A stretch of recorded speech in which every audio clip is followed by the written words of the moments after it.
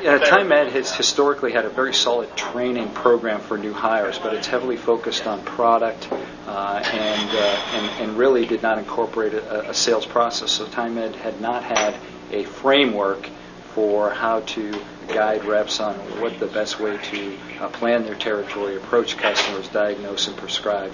So this was developing from the ground up a framework and a system to help our sales reps sell.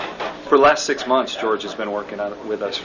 He has traveled with our field sales force, sat with the inside sales reps, met with a number of different managers and executives throughout the company to really understand how TimeMed operates, what our best practices are. He combined those practices with what he has learned from the most successful sales organizations and ultimately melded the two together, what we do well and what other organizations do really well, into a program and a system that is going to help us deliver on our sales results.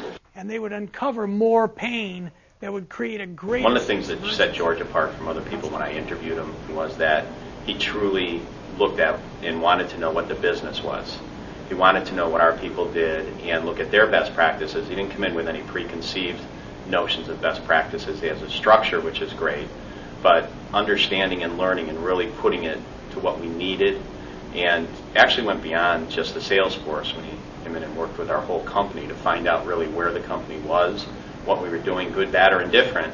And as we look at other departments and other things, the observations that he brought to us actually are going to help us be a better company in all areas of what we do as far as customer service, sales, and operation. The urgency to buy is significantly 2.5 days, George addressed the psychological beliefs, how we can change our mindset.